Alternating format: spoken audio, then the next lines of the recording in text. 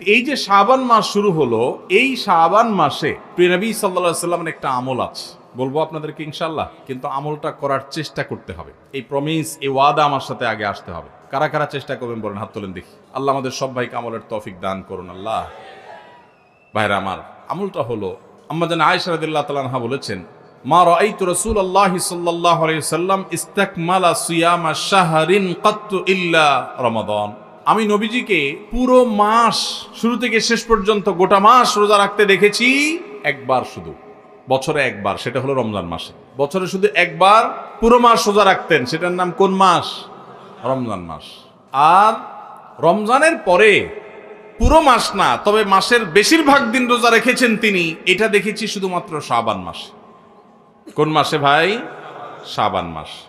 আম্মা জান আয়েশা রাদিয়াল্লাহু আনহা আরেকটি হাদিস আছে, সেখানে তিনি বলেছেন, কানান নবী সাল্লাল্লাহু আলাইহি সাল্লাম ইয়াসুমু শাবানা ইল্লা কালিলা। নবীজি শাবানের পুরো মাস প্রায় রোজা রাখতেন, কয়েকটা দিন বাদে, শেষের কয়েকটা দিন বাদে প্রায় পুরো মাস রোজা রাখার চেষ্টা করতেন। একজন সাহাবী আছেন উসামা ইবনে যায়েদ রাদিয়াল্লাহু তাআলা আনহু, নাম শুনেছেন আপনারা? বাচ্চাদের নাম রাখার জন্য অনেক সময় আমরা নাম খুঁজে পাই না, টালটু, বল্টু, নানটু, সন্টু, দুনিয়ার সব আজগুবি আজগুবি নাম বাইর করি। উসামা কত সুন্দর মাধুর্যপূর্ণ একটা নাম। নবীজি সাল্লাল্লাহু আলাইহি সাল্লামের অত্যন্ত আদরের একজন সাহাবী যায়েদ রাদিয়াল্লাহু তাআলা আনহু, তার ছেলে উসামা ইবনে যায়েদ, নবীজি সাল্লাল্লাহু আলাইহি সাল্লাম নাতির মতো আদর করতেন, স্নেহ দিতেন, ছোট মানুষ ছিলেন। উসামা ইবনে যায়েদ রাদিয়াল্লাহু তাআলা আনহু, এই যে উসামার নামে নাম রাখতে পারেন ছেলেদের, উসামা সুন্দর। আমরা আজকাল শর্ট সংক্ষেপ নাম খুঁজি, নাম উসামা 3 অক্ষরের নাম রাখা যায়। তো যাই হোক, উসামা ইবনে যায়েদ রাদিয়াল্লাহু তাআলা আনহু তিনি বলেন, আমি নবীজি সাল্লাল্লাহু আলাইহি সাল্লামকে জিজ্ঞাসা করলেন, হে আল্লাহর রাসূল, তিনি বলেন যে আমি জিজ্ঞাসা করলাম, হে আল্লাহর রাসূল, মা লাম আরাকা তাসুমু ফি শাবান মা লা তাসুমু ফি গায়রি। আপনাকে দেখি আপনি শাবানে যত রোজা রাখেন অন্য কোন মাসে এত রোজা রাখেন না, কারণটা কি? হেতু কি? এ মাসে এত বেশি রোজা রাখার কারণটা কি? রোজার মাস তো রমজান মাস, কিন্তু শাবানে আপনি বেশি বেশি রোজা কেন রাখেন? নবীজি সাল্লাল্লাহু আলাইহি সাল্লাম তখন উসামা ইবনে যায়েদ রাদিয়াল্লাহু তাআলাকে বলেছেন 2টি কারণ। কটি কারণ? মনোযোগ দিয়ে শুনতে হবে কিন্তু। এই হাদিসটাই আপনি বাসায় গিয়ে আপনার মায়ের সাথে, আপনার স্ত্রীর সাথে, আপনার বন্ধু বান্ধবের সাথে যেন শেয়ার করতে পারেন, সেভাবে মনোযোগ দিয়ে শুনবেন। ওয়াজ মাহফিলের কথা বেশিরভাগই হারায় যায়, হারায় গেলে চলবে না ভাই। আমি কষ্ট করে ঢাকা থেকে আসছি, আমার ভাইয়েরা কষ্ট করে আয়োজন করেছেন, আপনারাও কষ্ট করে আসছেন, সার্থক হতে হবে, এখান থেকে নিয়ে যেতে হবে। হাদিসটা ভালো করে মনে রাখবেন। নবীজি সাল্লাল্লাহু আলাইহি সাল্লাম শাবান মাসে বেশি বেশি রোজা রাখতেন দেখে তার আদরের সাহাবী, নাতির মতো স্নেহ করতেন যাকে, উসামা ইবনে যায়েদ রাদিয়াল্লাহু তাআলা আনহু, তিনি প্রশ্ন করেছেন কাকে? নবীজিকে। কি প্রশ্ন করেছেন? যে হে আল্লাহর রাসূল, আপনাকে শাবানে এত বেশি রোজা রাখতে দেখি, অন্য কোনো মাসে এত নফল রোজা আপনি রাখেন না, কারণটা কি? তখন নবীজি কয়টা কারণ বলেছেন? 2টা কারণ। নাম্বার 1, তিনি বলেছেন, যাকা শাহরুন ইয়াগফুলুন নাসু বাইনা রজব ওয়া রমাদান। শাবান মাসের 2 ধারে, 2 প্রান্তে 2টি মাস আছে, যে 2টি মাস অনেক মহিমান্বিত, মর্যাদাপূর্ণ। শাবানের আগের মাসটার নাম কি ভাই? রজব। এই রজব মাসটা মহিমান্বিত কোন কারণে? মেরাজের কথা বলছেন। রজব মাসটা কেন মর্যাদাপূর্ণ, কেন এর মর্যাদা বেশি?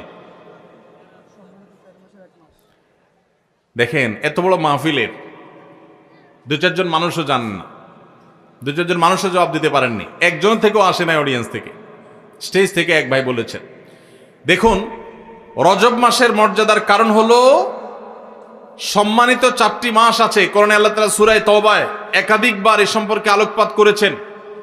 আল্লাহ বলেছেন, ইন্না ইদ্দাতাশ শুহুরি ইনদাল্লাহি 12 শাহরান ফি কিতাবিল্লাহি ইয়াওমা খালাকাস সামাওয়াতি ওয়াল আরদ মিনহা আরবাআতুন হুরুম।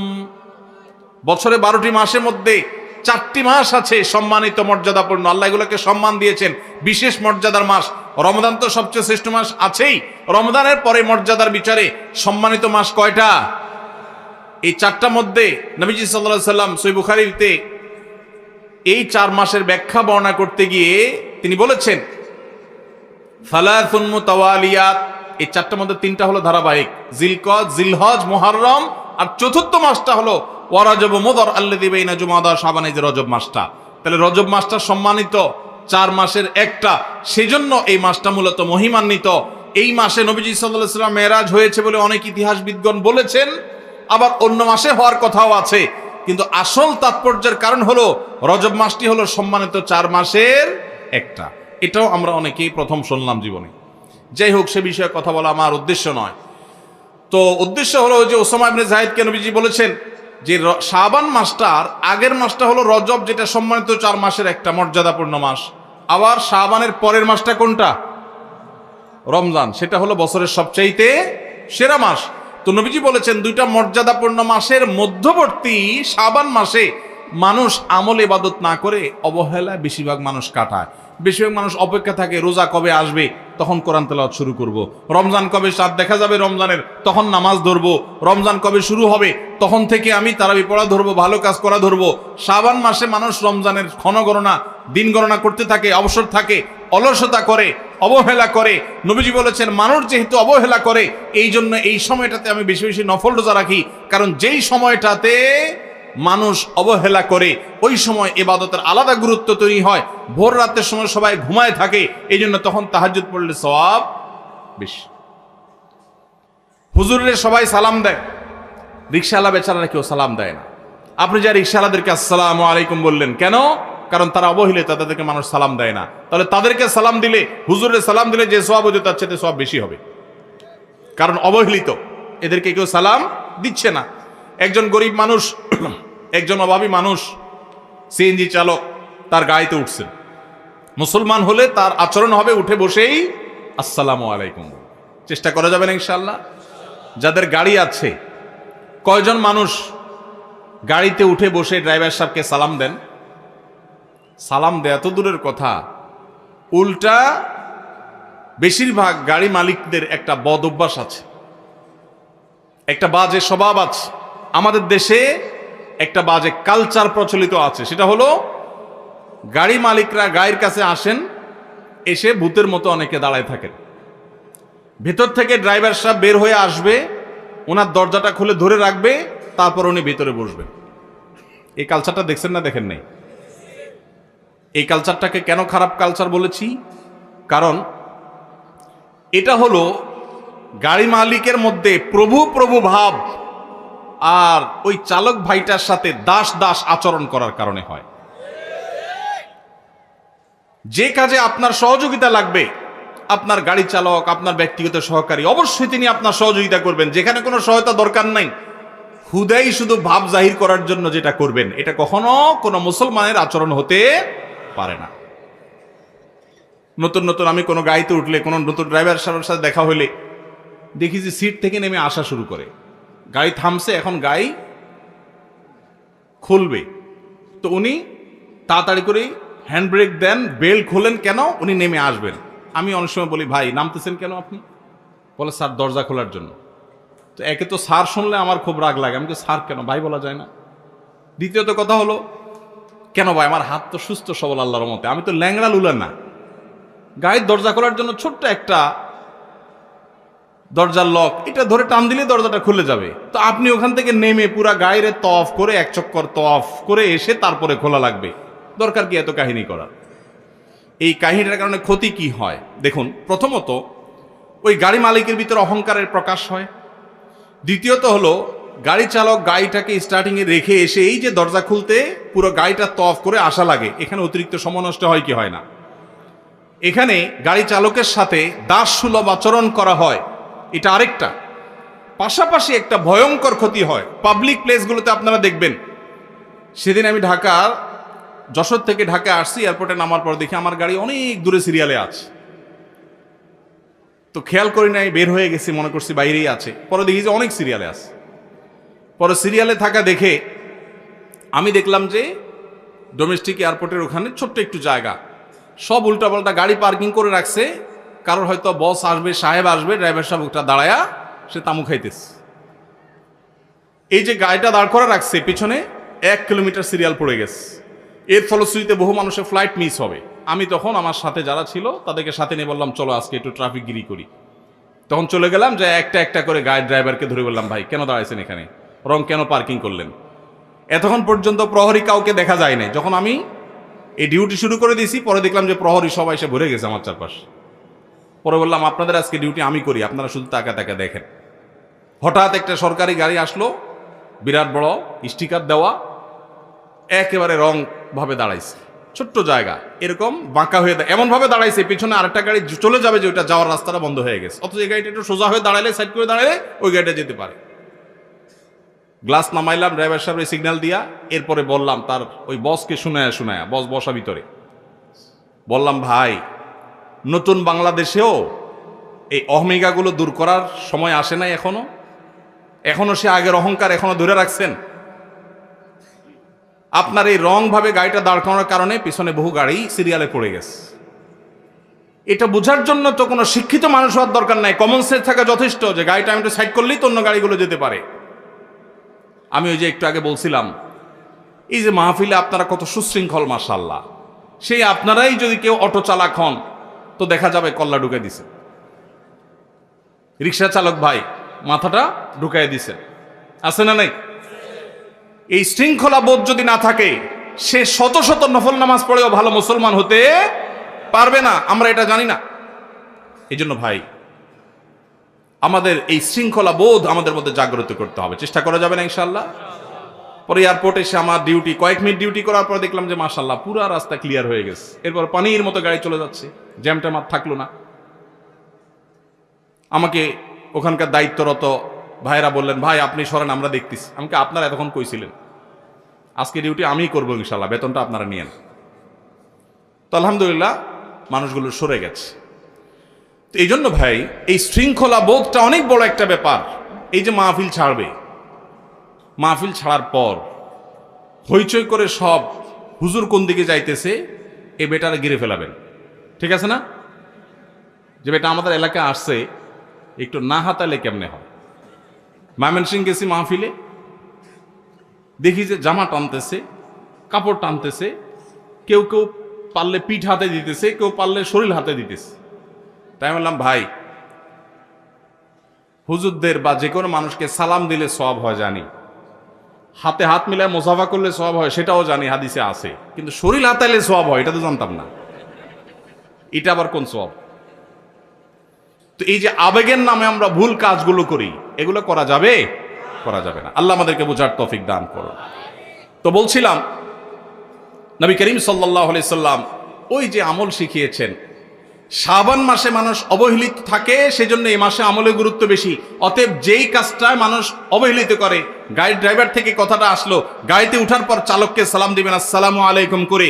যে মালিক গাড়িতে উঠে বসে চালককে সালাম দিতে পারেন, সেই মালিকের মধ্যে অহংকার নাই ইনশাআল্লাহ, তিনি বিনয়ী মানুষ। আল্লাহ আমাদের সব ভাইদেরকে বিনয়ী হওয়ার তৌফিক দান করুন। ওই যে গাড়িগুলো ড্রাইভার সাহেবদের দরজা খুলে দাঁড়ায় থাকে, কালচারটাকে খারাপ কালচার বলছিলাম যে কারণে, সেটা এখনো শেষ হয় নাই।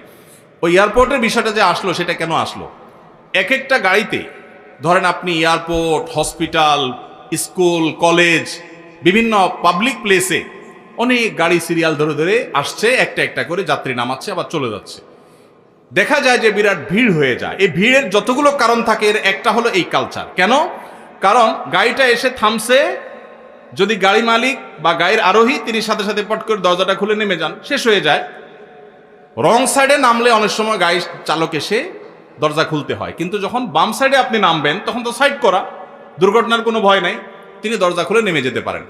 কিন্তু চালক হ্যান্ড ব্রেক দিয়ে বেলটা খুলে উঠে এসে গাড়িটার চক্কর দিয়ে তারপরে দরজাটা খুলে ধরবে, আপনি নামবেন, আবার দরজা আটকাবে, আবার সে তার জায়গায় গিয়ে বসবে, বসে গাড়ি টান দিবে। অতিরিক্ত সময় নষ্ট হয় কি হয় না? নামতে যত সময় লাগতো তার চাইতে 3 গুণ সময় অনেক সময় লেগে যায় এই প্রসিডিউর করতে গিয়ে। এটা করতে গিয়ে এক একটা গাড়িতে একজন মানুষকে ড্রপ করতে যদি লাগতো 1 মিনিট, সেটা লাগে 3 মিনিট। তাহলে এভাবে 50টা গাড়ি যদি যাত্রী নামায়, তাহলে 3 50 150 মিনিট নষ্ট হয়। এই 150 মিনিট যদি বেঁচে যেত, তাহলে এই জায়গায় এই জ্যামটা হতো না। আমি কি বুঝাইতে পারছি? এই জন্য যাদেরকে আল্লাহ তাআলা গাড়ি দিয়েছেন, আপনারা মনে কষ্ট নেবেন না, আল্লাহর ওয়াস্তে ভাবসাব ধরে ড্রাইভার এসে দরজা খুলে দাঁড়ায় থাকবে বৃত্তের মতো, গোলামের মতো, এই ছোট লোকের অপেক্ষা করবেন না। একটা হলো হাতে জিনিসপত্র আছে, বাচ্চা মানুষ, বৃদ্ধ মানুষ, বা ওইরকম মহিলা মানুষ, আস্ত দিব্যি একজন সুস্থ সবল মানুষ, 3 তলা থেকে হন হন করে নামতে নামতে আসলেন সিঁড়ি দিয়া, গায়ের কাছে এসে আপনি এখন প্যারালাইসিস হয়ে গেছে, আপনি এখন দাঁড়ায় রয়েছেন। এটা কোন স্বভাব ভাই? এই সংস্কৃতি, ওই যে গাড়ির মালিক ওই ভাব জাহির করতে হবে, এই সংস্কৃতি আমাদের দূর করতে হবে ইনশাআল্লাহ। এই জন্য গাড়ি মালিকদের নিয়ত করতে হবে।